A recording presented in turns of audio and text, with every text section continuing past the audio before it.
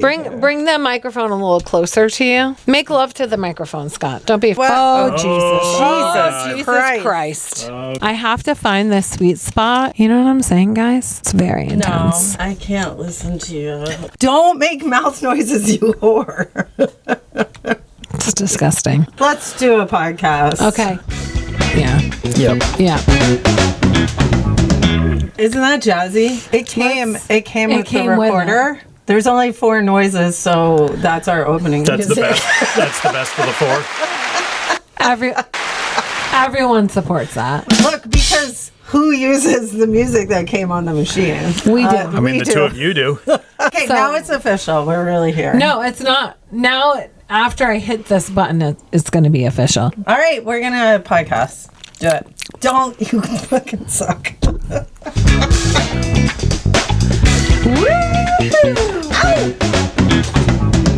Wow, this is exciting, guys. I know. We're on location in the brand new Renfield Records in Dover, New Hampshire. Brand new. Renfield Record Exchange. Exchange. Oh, Renfield that's super Record fancy. Exchange. Come here, buy all the things. I really want some of these retro. Buy all the things. I want some of these retro You rock may band not t-shirts. purchase anything until after the podcast is finished. I don't know. If you Let's get just- boring, I might wander Let's off. be.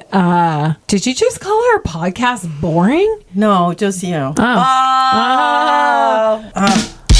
So today we are doing a fabulous, flawed, and fed up with food shame. Scott is here to provide us with a view from the other side of the mirror. Thanks for having me. Thanks for being here. So we all thought, every one of us, all of the people in the All world, of the femmes. we thought that body shame belonged to women. Right? That it was a women Mostly, issue. we've been talking all about the lady femme types up in here. Actually, everything that we talk about body issues, actually, there's a male perspective. I mean, I'm blown away. It's pretty crazy. Calorie counting, the thigh comparisons, Oh, the do you look shrinking. at thighs, Scott? I feel like thighs aren't a boy thing. I don't personally, but other gentlemen point out my thighs. Oh, There are interesting. there are thigh and calf comparisons out in the world. So that can happen. It turns out the mirror has more than one victim, y'all. It's males and females. Well, we tend to think of boys as being so confident and just naturally taking up space and Absolutely. man-spreading and Absolutely. doing all of the things that seem so much more confident. And it's so interesting to see what's going on in their heads. I love You're that now we're speaking for all that we're men. now talking about Scott as though he's not here, which makes me feel really, really good.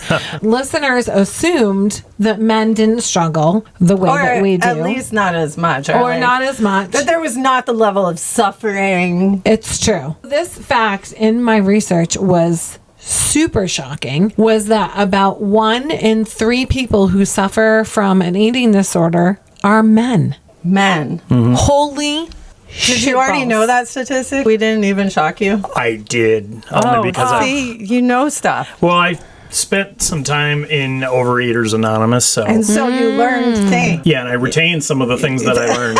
Not all of them, but some of them.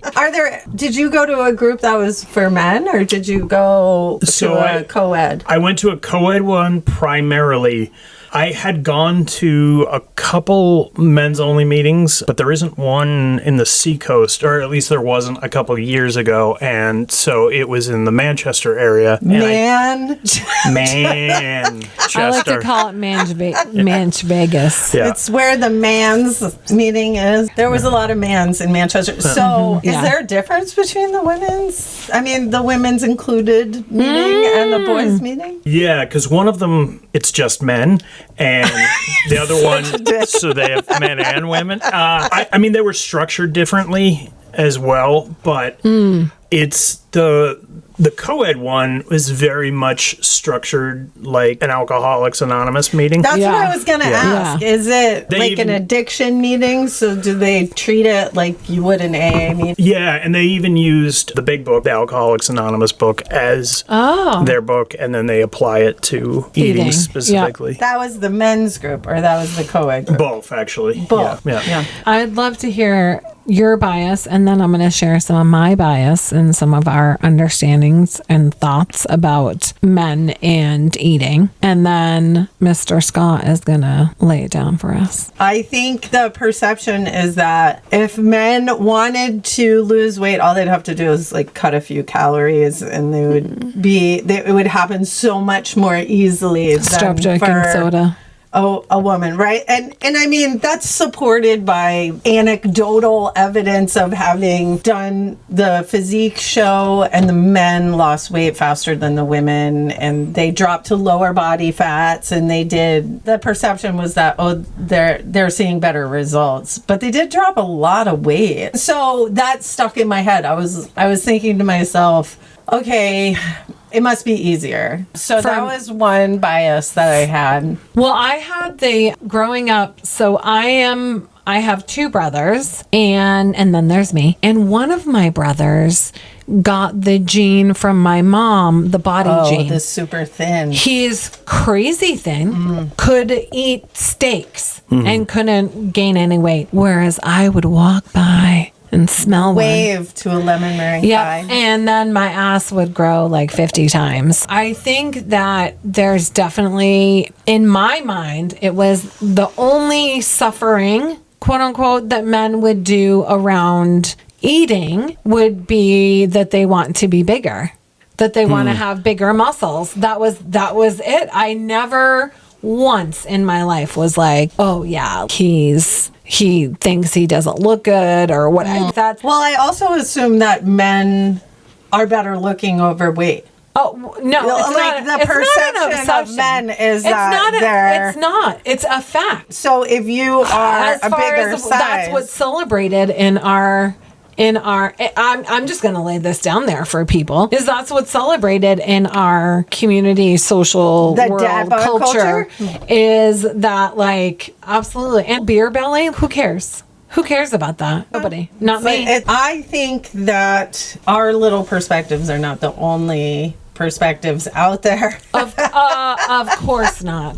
So there is definitely a difference between clinical diagnosis of an eating disorder and disordered form of eating. And so, Are you serious? I didn't realize that was different. 100%. So I've done some research, which I also did not know, guys, is that you can have, for example, which we're going to dive into this later a little bit more. Scott has disordered eating. So whereas anorexia, where I forgot to eat for like 5 years, Quote unquote, forgot. except for lettuce and ice cubes, obviously.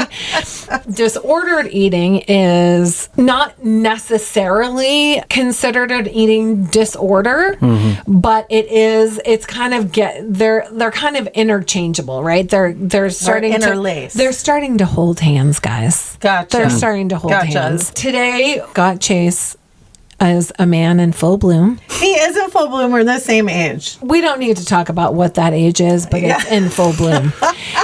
Team 75, baby. That's right. Woo! He is a fellow podcast host Podcaster. or host, He is a podcast host. a painter, and this beautiful record store. You want to shout out your podcast? Sure. So I host the podcast This Is My Truth, Tell Me Yours, where I talk to artists, creative types about their process. And then That's awesome.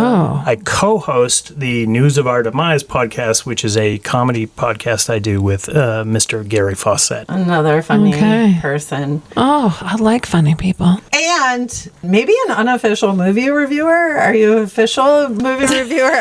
He's my personal movie reviewer. I used to have a movie review podcast too, but I do a lot of things, and at some point, one of the things had to take a back seat, so that one did. Yeah. Oh, and you got fired last week. I forgot to ask you about that. I did get fired last week. I can't wait to hear why. You don't have to tell us on the podcast, but I want to congratulate you on that. Thank you. Yeah, so I'm doing this Renfield Record Exchange full time. We can go ahead and cut that out. No, it's fine. Post editing. No, it's totally fine. We really just bring people on here to laugh at their pain. Sure. That's It's kind of our MO. Right. I think you were planning on firing yourself in about another... About a month anyways. Yeah, about a month. So I felt a little bit less bad about it. Okay. As there was an exit strategy in place. It just got moved up a little. It just got moved up. We have questions for Mr. Scott Chase, who is going to represent all men. Oof. Sorry, fellas. When he answers this, Molly and I will go back and forth a little bit, asking some questions of you. When did you first feel ashamed of your body? Probably. I mean, I'm just throwing you some real. Such a real question. Damn, starting off heavy. Yeah. Probably 6 or 7.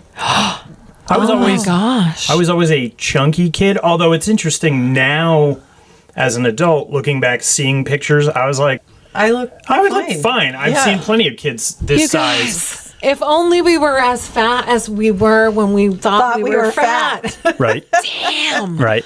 So you knew you separated your body because you were someone who was bigger than the average kiddo. Yep. And so you got that messaging when you were tiny? I don't even know if I got messaging at that point. Well, the 80s were kind of rough, too. Yeah, that's true. That's true. I will say, and this is kind of, it's not off topic, but I discovered in that men's group that I was in that this was actually fairly common for a lot of men who overeat. So when I was 10, I had childhood sexual trauma. I was abused. Yep. And that exacerbated my own perception of my body. And that's common, right? Yeah. So Very that's a common response to sexual assault. Yeah, for both abuse. Men and women. Absolutely. Yeah. Putting layers between you and the world. Yeah. And did you get any information from culture? Or was it just really school? You know what I mean? Yeah. Where did you get that you needed to look a different way? I mean, definitely peer pressure, but also familial. Specifically, my paternal grandmother was always being like, "You're really husky. You're this, that, husky." Remember the huskies? That was a big. Yeah, that's kind of been retired. No one calls kids husky anymore. Yeah. Husky. No one I think does it's call kind of a slur. Your boy's husky. I'm going to start calling people husky. Bringing it back. I'm going to bring it back. I feel like it should mean you have dry skin. But I'm a husky gal. Well, I wonder if it was originally a brand or a store, right? Husky. No, Husky is a brand or a store. Yeah. No, then the dogs got named after and it. then the dogs. No, it's true. No. Yeah, it's true. Bizarre. So your grandma helped you out and said, "My husky friend." Yeah, well, she didn't call me a friend, but my husky grandbaby. Yeah. Okay. So what do you feel like boys were told that their bodies should look like? The ideal was to be, muscular. I mean, I didn't know that many muscular 10-year-old. Yeah. Thin and trim would be sort of the baseline. But if you were someone who took charge or whatnot, then you were athletic. Yeah. I grew up with Scott, and he actually played the strongman in a play. That's true. Mm-hmm. Interesting. Yes, he did. Very appropriate. But muscular is the standard we as men. Yeah, us bros. Us bros. You and I. Look forward to having. So at what point did you feel like you needed to be leaner or stronger or bigger? Like, what did you feel pressure around sports? Did you feel pressure around the gym? Like, to go to the gym? Like, how did you interpret that into your sense of self or how you behaved? I actually avoided the gym, and when I was younger, I played sports. Soccer was something I was a big fan of, but around puberty where it was kind of expressed, okay, after you play, you got to take a shower. And I was like, oh, that means I have to take my clothes off in front of people. No, thanks. Yeah, I'm all set with that. And I would oftentimes feign illness to get out of gym class because of that. So Jesus Christ, you guys, let's talk about group showers. What the fuck? I told you the 80s were rough, man. Why did that happen? Why did that happen? Of course. Why would you want to get naked with a bunch of other this is... It's so bizarre. We've come far, like a lot of times what's happening in the world right now, I feel like we're in a dumpster fire, but all I have to do is moments like these and remember we used to take group showers. It's true. During school. Yep. It was part of normal childhood. And I remember at one point in our school, a parent complained about an adult in their locker room, so the solution was to have no adults. Great idea. Kids can handle it themselves.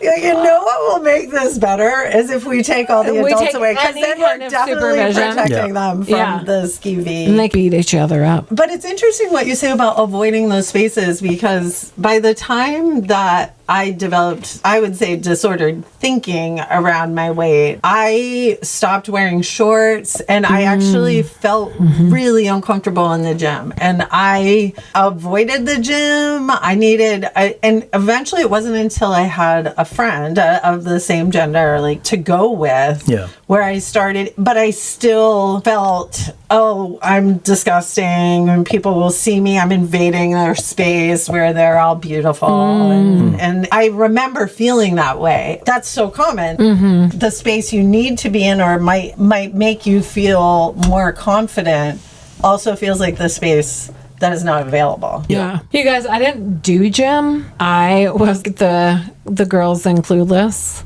where I was just like, I'm sorry, I can't do that today. I think my toe is You really went to hurting. the nurse with period cramps? No, I didn't even go to the nurse. I just You was just like, were I'm an not doing it. I'm not doing it. I thought sweating was yucky. And That's correct. If you've ever met me in the workout, not just meeting me. It's not like I'm covered in sweat all the time, guys. Jeez. I am. But pretty sweaty. When we sweat, literally to the point where one day when I think one of the first times Molly and I worked out together, and we had known each other forever at this point. When we worked out together, she looked at me and was like, oh my God, you weren't kidding. You sweat so much. And I was like, needs a towel. Thank you. Thanks. Yes. Yeah, I'm not fucking around, guys. Great. Thanks for pointing it out. So I never wanted to do that because I didn't want to get sweaty. Why does the gym make you feel more confident if you go, but you have to have confidence to get there? Ooh, that is a Sophie's choice right there. It's just we humans. We really like to set these up. I don't know how I would have gotten to the gym when I was younger, and now I just don't give a shit. Really care. You're not my person. And my daughter goes and everyone goes. So now I think the gym is more, you feel like your disordered eating really kicked up into high gear after you experience some abuse. Yeah. And so how did that change and or grow, ebb and flow over the years, the next 40 years? Well, it was one of those things. In one sentence or less. Could you summarize, please? It's funny to me in a way because it really was only 2017, 2018 that I realized, because I had spent some time at AA years before that, and a lot of people who knew me well thought that was strange because they're like, I've never really seen you drink to excess. And as we know, that's not the definition of an alcoholic, right. But I knew a lot of my behavior was fueled by my addictive, tendencies. And it took me another 15 years to realize I wasn't an alcoholic, but I was addicted to food. And that, the manic state that I would get in was often induced specifically with sugar. But I was just going to ask, what's your poison? Because sugar. I will down an entire bag of Ruffles potato chips with French onion dip. Can we just add really quick? No one's saying anything negative about drinking in excess. I mean, listen, if you do that and you're in, you know, whatever. But like tonight, I'm going out dancing with a bunch of girls, and I will be drinking in excess. No, in an our appropriate 20s, way. I would see Scott, and I would have been very much drinking. And he's not even drinking and going to AA meetings. No. And I was one of those people that I was like, what's up with that? Yeah. Juggling drinks and cigarettes. Like, Yeah. I have all the addictions. What are you doing? But it is all about the figuring out that where your addiction lies. Lies. Whatever. But sugar. So sugar is Oh, yeah. your beverage of choice. What's your favorite dessert? Key lime pie. Oh, same with I Matthew didn't Whitworth. expect Same that with at my all. husband. I'm delighted with that answer for great. some. So here's a great question, because we need to eat to survive. It's true. Yeah, it's one of the few addictions where you can't abstain Totally completely. quit. Yeah. I mean, Absolutely. Barbara did. Yeah. Right. Well, unless you were lettuce. So how do you negotiate that? Well, when I was going to Overeaters Anonymous, OA. I also had a couple friends who were nutritionists that I, was talking with, and we were trying different things as far as reducing stuff or completely cutting stuff out for periods of time to see what affect me. So I went maybe 18 months where I wasn't doing any added sugar at all. Like I could have fruit and honey and stuff like that, but anything that was processed sugar, anything that was added, and then I coupled with that, I was exercising a lot. I was specifically walking a lot. At the height of that, I dropped 67 pounds over the course of probably about 12, You were 13 months. walking so much. Yeah. I was actually wondering if the walking was If the walking was your new addiction. Well, it takes so much time too. It does. I mean, you would be like, I would see you post that you had been on a walk or you just walked, how many miles you had walked that day. And I'm trying to do the math on the time for that, and it's just not adding up. It got to the point where I was walking probably about 5 days a week, and I was doing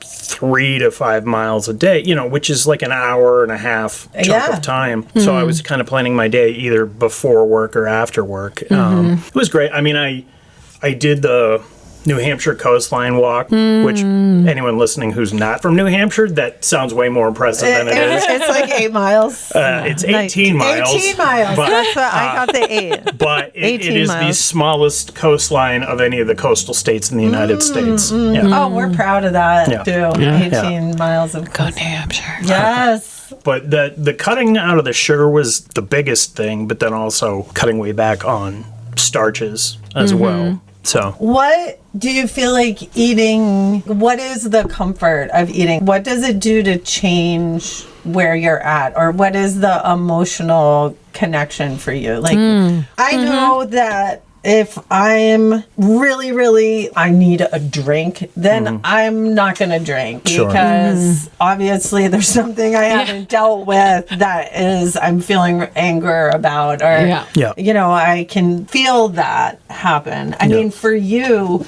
when you, I guess it's kind of a triggers question. What is a trigger that makes you interested in eating? usually if I'm sad or upset, which only happens on like 5 or 6 days out of the week, so it's easy to avoid on Tuesdays. On Tuesdays. Yeah, and I've had to kind of train myself, and it's like you were saying, we have to eat every day. When I have in my head, I'm like, oh, I'm going to get some food.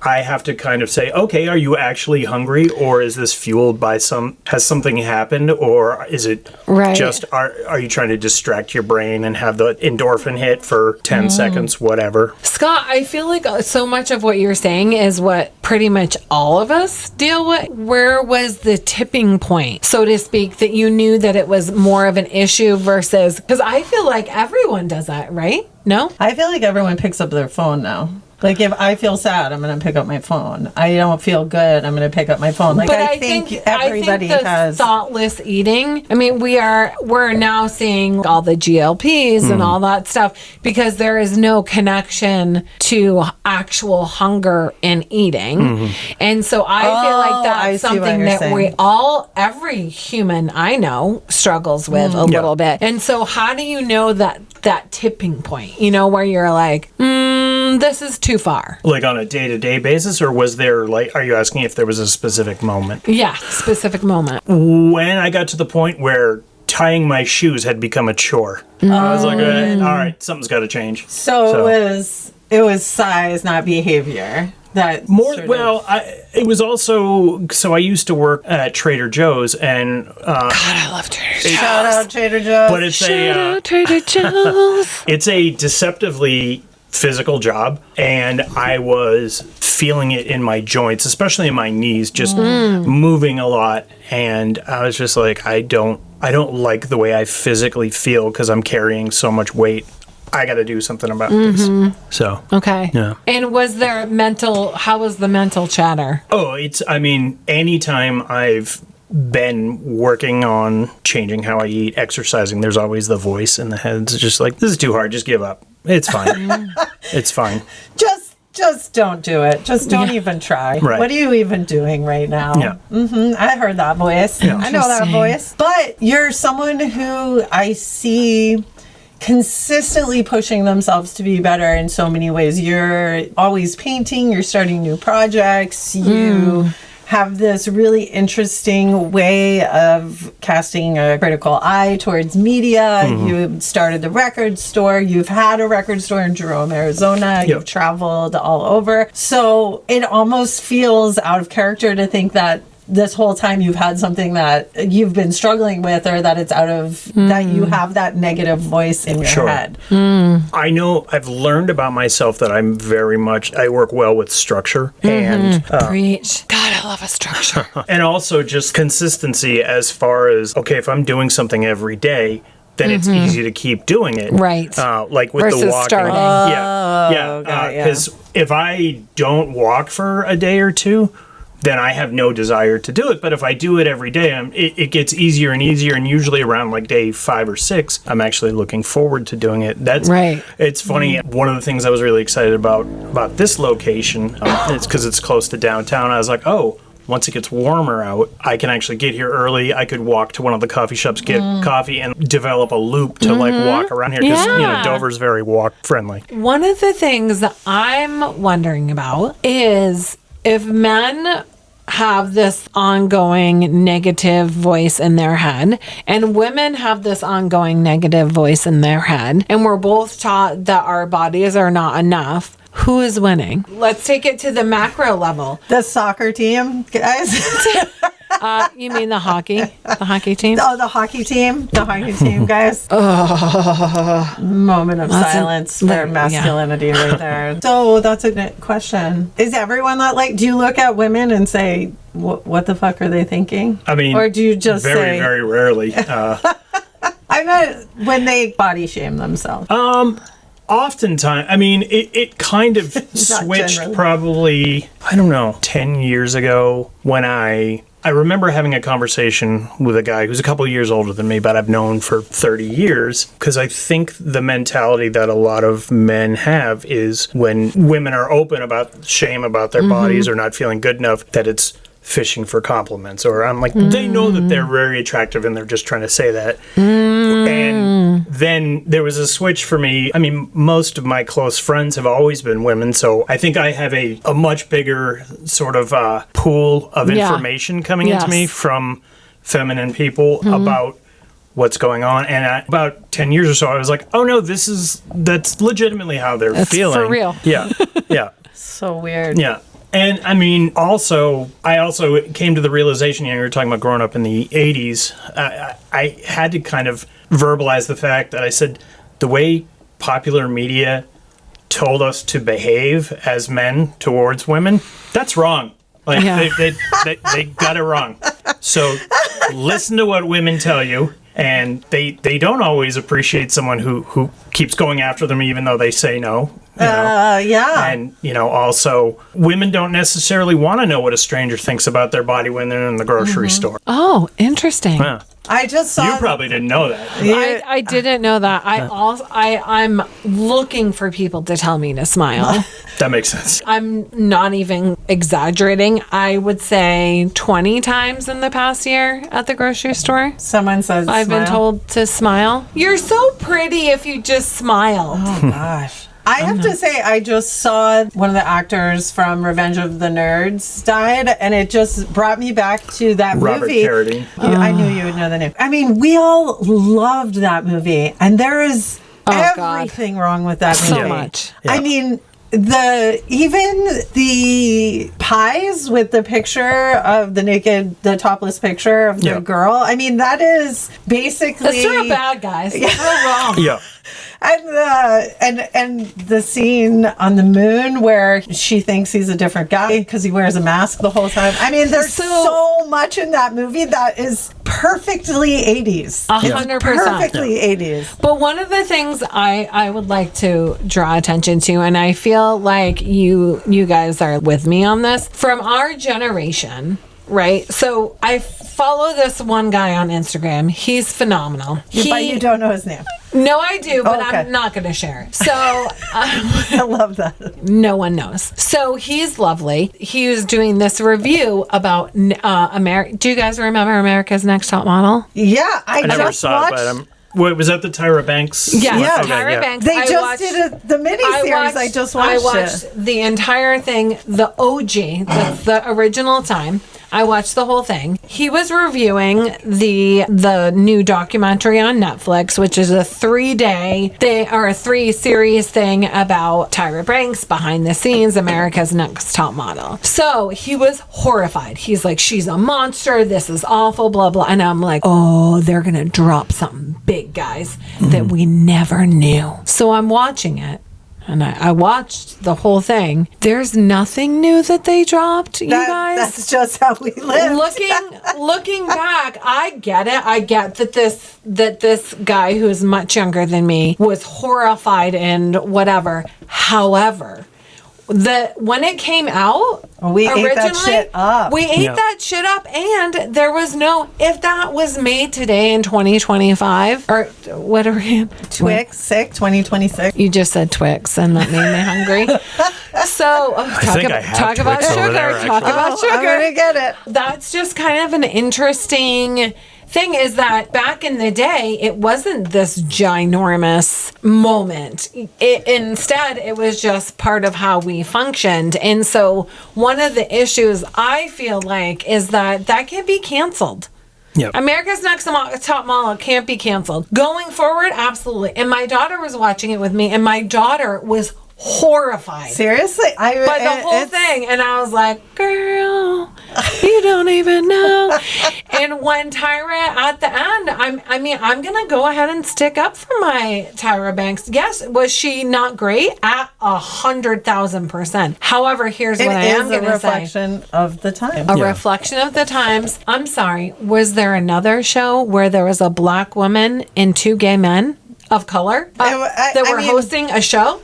That's a fuck no. I gotta say, though, the straight white photographer that they brought in for eye candy, Nigel Barker. Oh, he was always pretty dreamy. Well, and we digress. Well, that was pointless. That didn't add anything to the conversation. We just went somewhere. Is Scott even here? We haven't have to ask him a question. And Who? Yeah. Scott, who?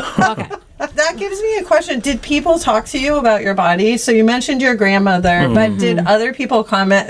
When I was young, I remember people saying, you have hairy arms or you're flat as a board, because that's what you said to girls in the 80s when you told them all the things that are wrong with them. Right. I actually didn't know what it means, flat as a board. It's flat.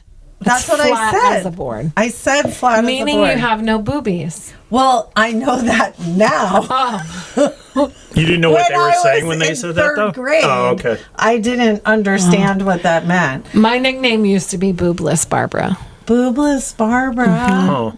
Yeah. But you were really skinny. Because I didn't eat, so yeah. But you guys, fun story. Not anymore. Not anymore. Okay. Okay, so but did people talk? Did people offer you comments or be like, "Are you okay?" or ask you about your eating? No. No one. No. Say more. One of the things, I mean, my parents specifically were just like, you got to just stop eating so much. And it wasn't, hey, we see that you're Struggling. eating more. No, it wasn't even, we think you're eating more. Like, we're seeing, they're like, well, you're heavy. Your three brothers really aren't. So stop eating more. So it was very much, this is my fault. I mean, I wasn't conscious at the time that I was sneaking out the Jerry's, the convenience store up the road to buy candy and stuff with my allowance. So And there was a day-old bread store next to Jerry's, and you could get French colors and like the eclairs, and it was all, and everything was A day old? Yeah, sometimes but it was $1 more than a day old. Day old bread / brand new penicillin store.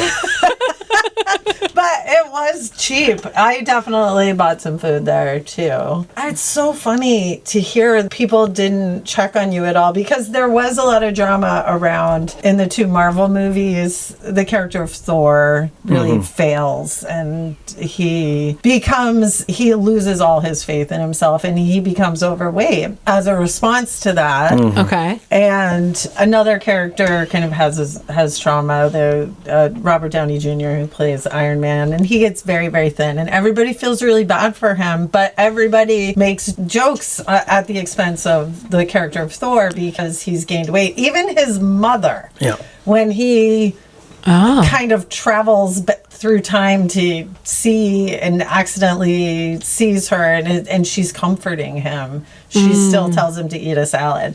And so there is kind of a heartlessness to the male eating issue. I will say with that film specifically that I noticed, because at the end, because he has a redemption arc, and he ends up getting his hammer back and kind of gets his, for lack of a better term, his mojo back.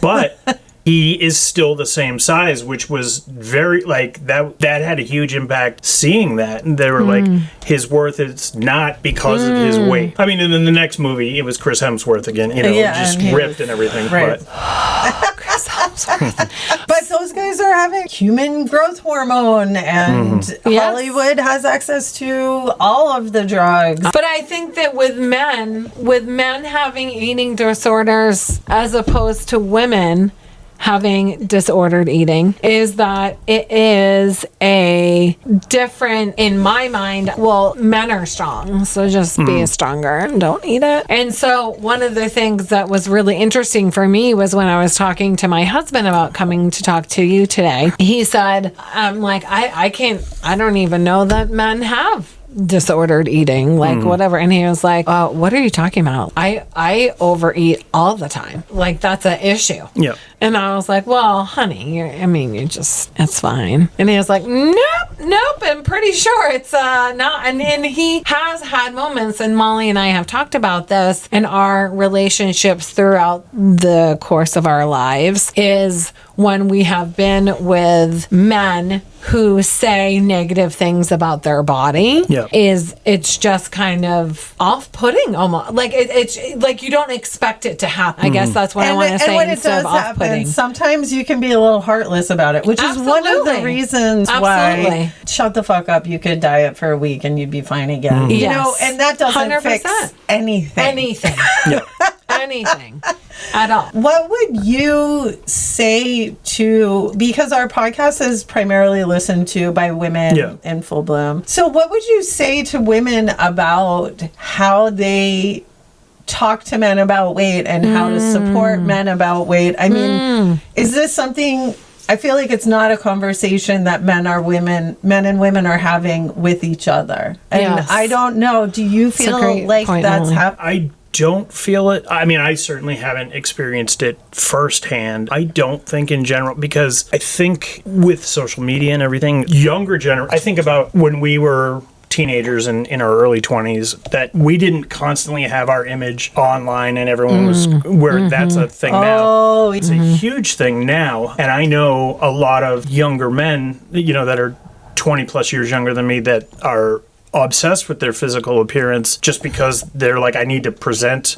No, because my value is in my appearance and stuff like that. So God, I don't know how to fix that. You can't fix that? I mean, I'm working on a serum to fix it.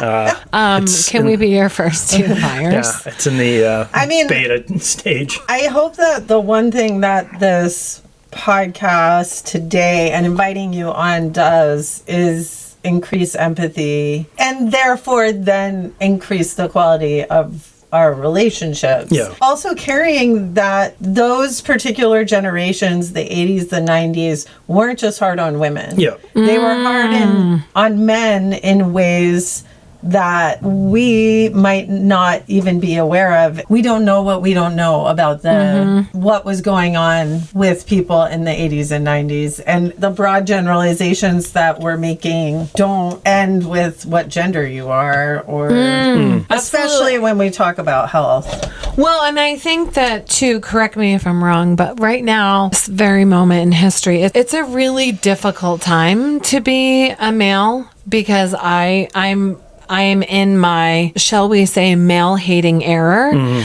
which is, I think, a lot of other women in general, right? When there are quote unquote good ones. I mean, I don't even want to say that, but like people like yourself and some other men that we know that don't suck, then it even makes it more frustrating, more difficult to deal with the men who do suck, because we have seen what it's like when you don't suck. Yeah. You know, and we have those examples in our lives all the time, bringing out the fact that, hey, listen, this is a perfect example of an avenue that we didn't think that any, or at least I didn't think that any men struggled with about their body image. Or certainly if I step back and look at it, I'd be like, oh yeah, maybe it can be as intense for men as it is for women, especially in our growing up in a different way than it is nowadays, of course, because of social media. But what function do you think it holds for men? Like, I can see the ways that being thinner functions in a cultural way to make women kind of belittle or less than. Take up less space, be less assertive, another way of controlling people. How does it serve our culture to have men doubting themselves in this way? What can we possibly achieve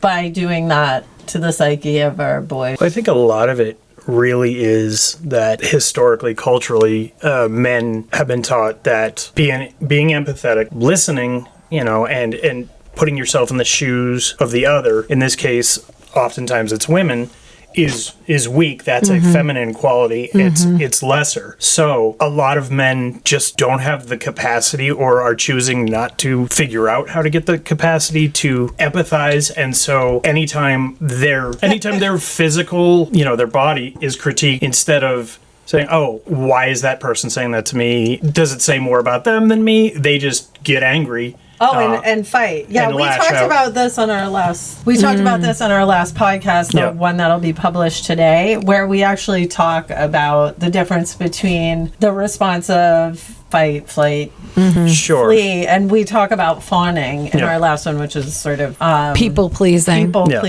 to get through situations like that. And so this idea that you fight back or fight against it. I mean, I don't know if you saw, I felt very moved by the Substack post that I put out. I didn't write it. I read it and then I shared it with people. Woman from Paris. Yes, and it connected the man from Paris who drugged his wife and then let everyone in the town have his way with her. Yeah. The Epstein files. We'll post a link to the Substack because I don't know what I did with my phone and I can't look it up. Her point was that when you looked across society, the article asked the question, why do we live in a society where when you think you aren't going to get caught, why do men just rape people? Right. Like, why is that one of your first urges? Why don't we live in a society where no matter who's looking, you wouldn't want to rape someone? Right.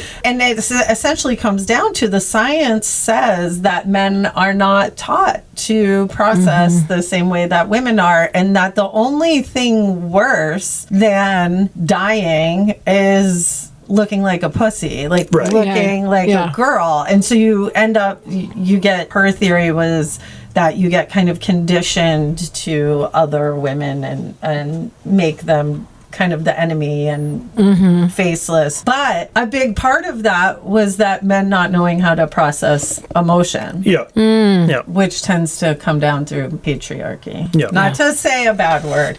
How did the Epstein files hit for you, a man and an assault survivor? How is navigating this for you? Because like women are mad. We talked Sure. a little bit about it last time. Yeah. It's sadly it's not surprising. I mean, it's more a bummer that that's an understatement, but You're like, I'm not shocked. I'm like all the people I know all the crazy conspiracy theorists that I know, I'm like, damn it, now I gotta admit that Mark was right about something. I mean, it doesn't surprise me. It's overwhelming how widespread and how long it's gone on. And I wonder if that is a specific male trait as well. Is that it's not, you have this more realism, maybe, than there is, I'm just generalizing, but there's a female belief in general of we want to believe the best in people, right? And there's a stereotypical male belief that is like, this is reality. I think, I mean, it's interesting, when you were talking about, quote unquote, the good ones out there and whatnot. And usually anytime a man, they have abhorrent behavior that's in the public eye, which is pretty much every day now, there's always someone chiming in, not all men, which you don't need to, if you feel the need to say it, not all men, but certainly you. But like I had said before, most of my close friends have always been women. That was sort of by choice because very early on, I was like, oh, these are kind of awful people that I'm around. And I mean, I've joked with some friends before that will sometimes be like, oh, you're such a great guy, blah, blah. And I was like, it's hard just maintaining a baseline of not being a piece of shit.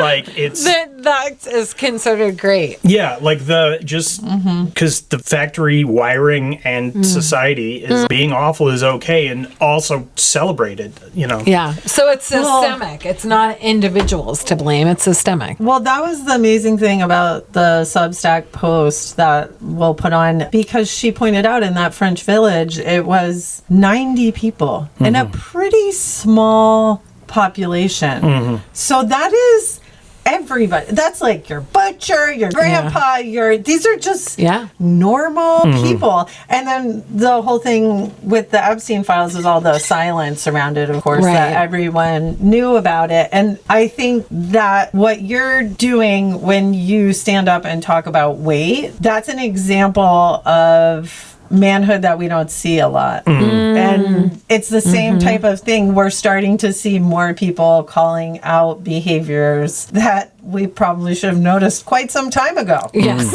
Yes. Absolutely. It would have been really good for society Absolutely. if we...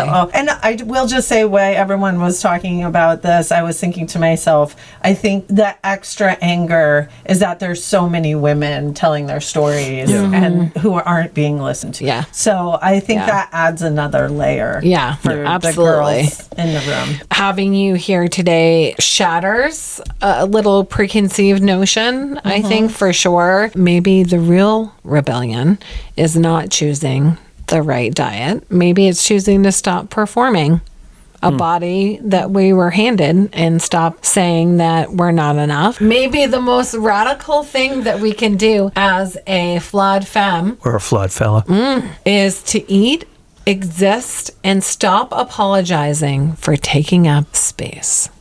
Mic drop. You're going to hit... Oh, you hit the right button. Everyone loves it. Scott, thank you for being here today. Thanks for having me. This was really cool. I actually have... Now I have other questions. And That's for the next one. Time. Scott has people lined up outside. Oh, I forgot he has to open his shop. I know. Whatever. Whatever. You're Thanks, a business everyone, for person now. listening. Yeah. Thanks for having me. And don't forget To be a fucking fabulous... Flawed Femme. Or fella. Or...